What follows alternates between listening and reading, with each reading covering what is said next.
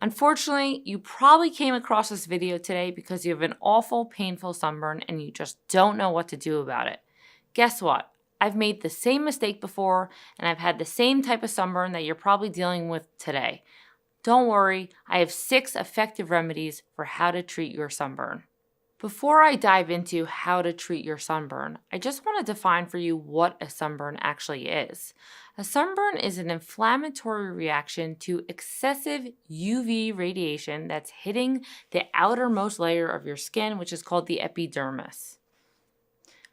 Sunburns can cause inflammation, swelling, redness because you cause dilation of the blood vessels, can even cause itching, pain, discomfort, blisters, and then eventually, as the sunburn heals, you'll get peeling. Again, sunburns can range from mild to severe. So if you're wondering why you look like a red hot tomato or maybe pink, it's because those blood vessels have dilated and it's causing blood to rush into the area to help repair the damage that the UV rays have caused and start the healing process. And again, sun damage and sunburns is irreversible. It doesn't only cause this temporary discomfort that you might think like is going to last forever because you're watching this and you're really in pain and you're like, when is this going to be over? But just one sunburn in your lifetime increases your risk for skin cancers and melanoma, basal cells, and squamous cell carcinomas. So it's really important to be careful in the sun and use your sunscreen. Also, it already predisposes you to premature wrinkles, fine lines, and aging. So wear your sunscreen. Now let's get into those 6 remedies. My first recommendation is to cool your body down. So do this with a cold compress, a cold shower, or a cool bath. And the only thing I want to mention here is don't apply ice.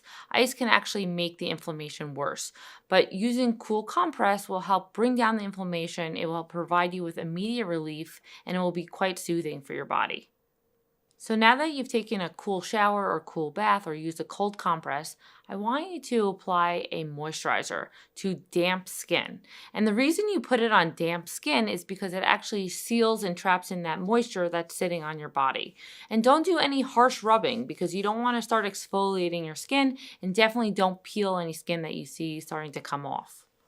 Right now, you are just so focused on soothing your skin and calming down this inflammation.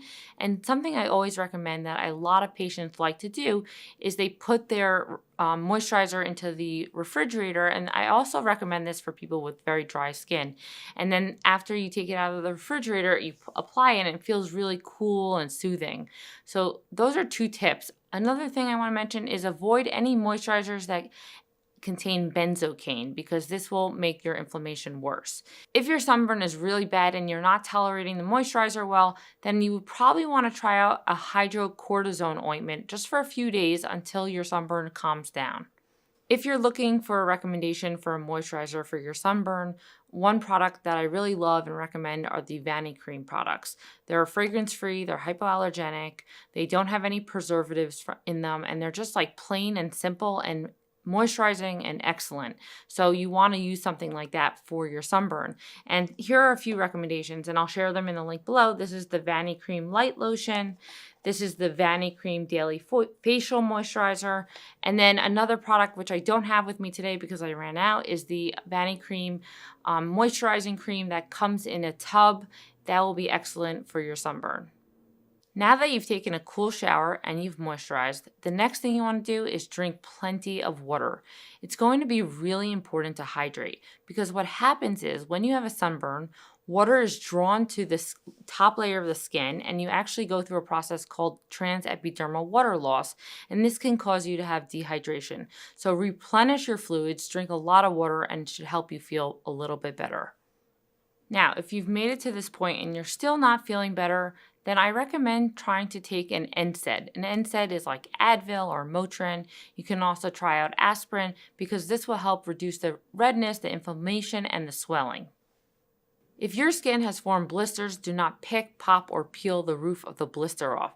This is a 2nd-degree burn. So think about it like this. It's a roof over damaged skin. So think about the blister as a Band-Aid that's covering the damage. Leave it alone. I promise you it will fall off on its own. Now, if you find that your skin is very itchy and you can't help but scratch it, and you don't want to scratch your skin because it's already in a vulnerable place, use 1% hydrocortisone ointment. And this will help with the itch and take down the inflammation, but use it twice a day, a thin layer, mostly to the areas on your body. It's best not to use it on your face, and just use it for a few days until it starts to get better. Before jumping into my sixth remedy, I have a few DIYs that you can try at home. One is a milk bath.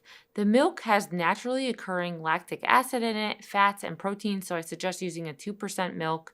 You can either take a bath in it or you can soak a washcloth in it and pat it down your body. This is going to be very cooling for your sunburn. Next is the colloidal oatmeal baths. I remember doing this when I had chicken pox as a young girl, and I actually loved taking these colloidal oatmeal baths. Colloidal oatmeal is really good because it's an antioxidant, it helps soothe the skin, it's good for inflammation, and it draws moisture to the top layer of your skin so it will cool it down and hydrate it. And my last one is using aloe vera gel, which I'm sure you've heard of, but make sure you're choosing aloe vera gel that doesn't have fragrance in it, doesn't contain alcohol, lidocaine, or benzocaine, because those are going to cause more dryness and inflammation to the skin.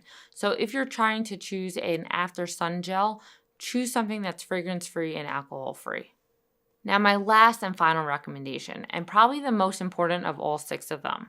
Protect your skin while it heals. It has gone through a lot and it needs time to recover. Do things like wearing loose clothing. You don't want to constrict your skin with any tight fitting clothing like tight leggings.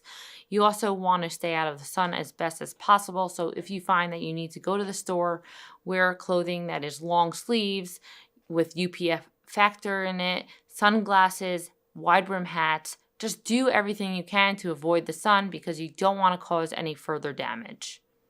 Expect your sunburn to last anywhere from 7 to 14 days. If you find that you're developing a fever, nausea, fatigue, or any other signs and symptoms, definitely call your doctor. I hope you found my remedies for how to treat your sunburn effective and helpful. If you have any questions or comments, leave them in the comments below, and I will be happy to answer them. Give it a like and subscribe, and I'll see you in the next video.